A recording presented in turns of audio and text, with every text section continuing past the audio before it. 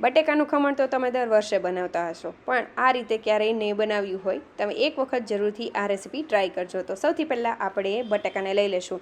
તમારે આ રેસીપીમાં જેટલી પણ તમારે આ વેફર બનાવવી હોય ને એટલી બનાવી શકો છો. તો મેં અત્યારે 2 કિલો જેટલા બટેકાનું આ ખમણ તૈયાર કરેલું છે, એટલે કે આ વેફર પાડેલી છે. તો મેં અહીંયા ટોટલ 4 કિલો લીધેલું છે, પણ માત્ર 2 કિલોની જ મેં આજે આપણે રેસીપી બનાવવાના છે સાબુદાણા બટેકાની એ કરેલું છે. તો આ રીતે મોટા એવા બટેકા લેવા જેથી આપણું ખમણ બહુ સરસ એવું મોટું મોટું થાય. તો આ રીતે આપણે તેને સૌથી પહેલાં છીલીને તૈયાર કરી લેશું અને ધોઈ લેશું.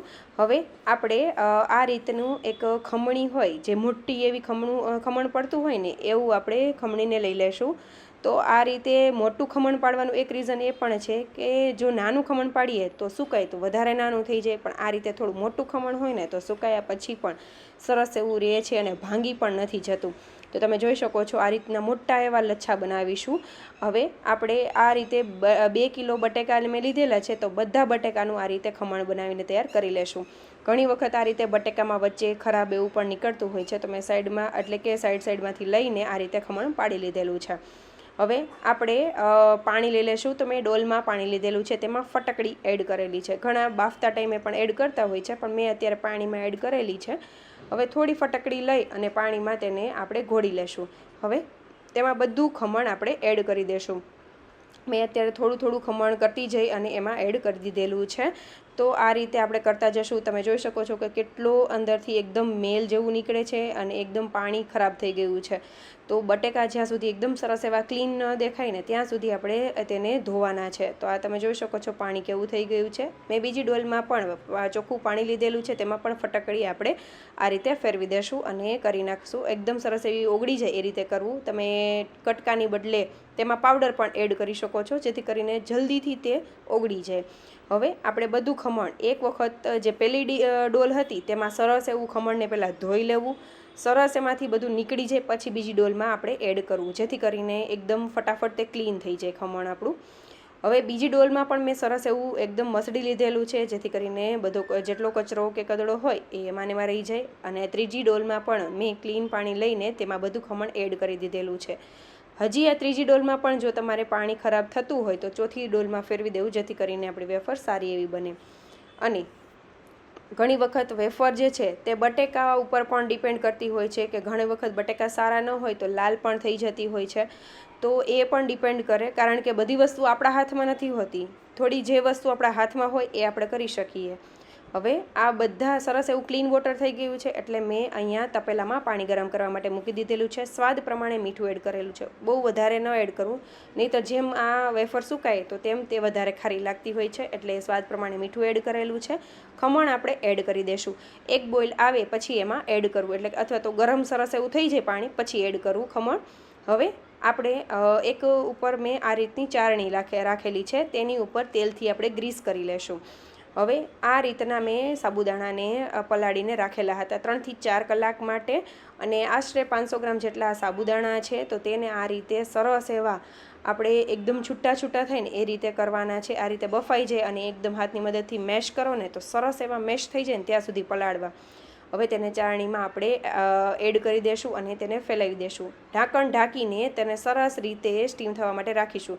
નીચેની જે વેફર પડશે એટલે કે બફાશે ને ત્યાં સુધીમાં આપણા જે સાબુદાણા છે ને એ પણ સ્ટીમ થઈ જશે. એટલે 1 કે 2 ઉફાણા આવે ને ત્યાં આપણે નીચેનું ખમણ પણ સરસ એવું બફાઈ જતું હોય છે. તો તમે જોઈ શકો છો કે સરસ એવા સાબુદાણા ટ્રાન્સપરન્ટ થઈ ગયા છે. તો તેને સાઈડમાં લઈ લેશું અને ઝારાની મદદથી આ ખમણને એકદમ સરસ એવું નિતારી લેશું. ખાસ ધ્યાન રાખવું, આમાં પાણીનો ભાગ ન રાખવો, જેથી કરીને આપણું જે વેફર પાડવી છે ને કરવી છે ને એ સરસ એવી થાય. તો આ રીતે મેં બધું પાણી નિતારી લીધેલું છે. હવે આપણે એ જ પાણીમાં જે બીજું ખમણ છે તે આપણે એડ કરી દેશું, અને અહીંયા આપણે થોડું ઉપરથી મીઠું પણ એડ કરીશું. જેટલી બેચ કરીએ એટલું આપણે તેમાં થોડું થોડું મીઠું એડ કરતા જવું, જેથી કરીને સરસ એવું થતું જાય. બહુ વધારે ન કરવું, નહીંતર ખારાશે પકડી લેશે. તો આ રીતે ઢાંકીને તેને થવા માટે રાખી દેશું. 1 થી 2 ઉફાણ આવશે ને ત્યાં મસ્ત એવી તૈયાર થઈ જશે. અને હું આગળ જણાવીશ પણ ખરા કે કઈ રીતની કરવાની છે. ત્યાં સુધીમાં સાબુદાણાને લઈ લેશું. તો તમે જોઈ શકો છો એકદમ છૂટા છૂટા અને ટ્રાન્સપરન્ટ થઈ ગયા છે, અને આ રીતની આપણી વેફર પણ તૈયાર થઈ ગઈ છે. હવે આ બંનેને સાઈડમાં રાખીશું, અને બીજો ઘાણવો પણ તૈયાર થઈ ગયો છે. તો અમે તો ઘાણવો કહીએ છીએ અથવા તો બેચ, તમે શું કહો છો એ પણ મને જણાવજો. તો આ રીતે આપણે બીજો ઘાણવો પણ કાઢી લેશું અને આ રીતે 2 કિલો જેટલા જ્યારે બટેકા બફાઈ ગયા એટલે કે ખમણ બફાઈ ગયું ત્યારે મેં આ સાબુદાણાને તેમાં એડ કરી દીધેલા હતા અને સાબુદાણા જરાય એટલે જરાય લમ્સમાં પણ નહીં રહે. આ રીતે તમે થોડી વાર માટે હલાવશો, ઉપર નીચે કરશો ને એટલે મસ્ત એવું તૈયાર થઈ જશે. એક વાતનું ખાસ ધ્યાન રાખવું કે જે ખમણ છે ને એ એકદમ બટકી જાય એટલે કે સાવ મેશ થઈ જાય ને એ રીતનું ન કરવું. થોડી એવી એમાં જે કચાશ કહીએ ને એ રીતનું રહે ને એ રીતે કરવું, જેથી કરીને આખા લચ્છા રહે. નહીં તો જો વધારે બફાઈ જશે ને તો બધું ભાંગી જશે અને એકદમ ચીપચીપું થઈ જશે. તો આ રીતે થઈ જાય એટલે બધી વસ્તુ મિક્સ કરી લેશું, સાબુદાણાને બંને. તમારે વધારે સાબુદાણા એડ કરવા હોય ને તો પણ કરી શકાય. આમાં એવું કંઈ જ નથી કે આટલા પ્રમાણમાં જ બધી વસ્તુ લેવી, તમારે વધારે કે ઓછી પણ કરી શકો છો. હવે મેં સાડી પાથરેલી છે તડકે અને તેમાં આ રીતે થોડું મિક્સચર એડ કરતા જઈને વચ્ચે હોલવાળી પણ કરેલી છે અને ગોળ એમનેમ પણ કરેલા છે. તો તેને સરખી રીતે 2 દિવસ માટે સૂકવી દીધેલું છે. તમે જોઈ શકો છો. તમારે જે પણ ડિઝાઇન કરવી હોય ને કરી શકો છો. પાડવી ખૂબ જ ઇઝી છે. માત્ર તમારે ચમચાથી એમાં એડ કરવાની, કોઈ પણ જે સાડી કે એવું પાથરેલું હોય એમાં, અને તેને ફેલાઈ દેવાની. ગોળ સર્કલ એવું થાય એ રીતે કરી દેવાનું. તો આ રીતે મેં બધી વેફરને કરેલી છે અને 2 દિવસ માટે તડકે સૂકવેલી હતી. હવે આપણે વેફરને તળીને પણ જોઈ લેશું. તો તેલ ગરમ કરવા માટે મૂકી દીધેલું છે. તો આ રીતે આપણે સરસ એવી વેફરને તળી લેશું. સાબુદાણા તો એટલા સરસ એવા એકદમ પોચા અને એવા બને છે ને કે વાત જ ન પૂછો. મસ્ત એવી ટેસ્ટી એવી લાગે છે. અને એક વસ્તુ મેં કીધેલી એ રીતે કે જે રીતે બટેકા જે છે ને એની ઉપર પણ ડિપેન્ડ કરે કે એ ઘણી વખત લાલાશ પણ પડતું હોય છે. તો તમે જોઈ શકો છો આ પણ થોડાક એવા લાલાશ જેવા થઈ જાય છે. ઘણી વખત બટેકા એવા આવી ગયા હોય તો ત્યારે પણ આવું થાય છે. બાકી આપણે ફટકડીને એ બધું તો એડ કરેલું જ હતું. તો આ રીતે આપણે જોઈ લેશું. આ જે વેફર બનાવેલી ને એ એકદમ સોફ્ટ એવી બનેલી છે. એમાં કોઈ પ્રોબ્લેમ જ નથી, માત્ર થોડી એવી જ લાલાશ જેવી થાય છે.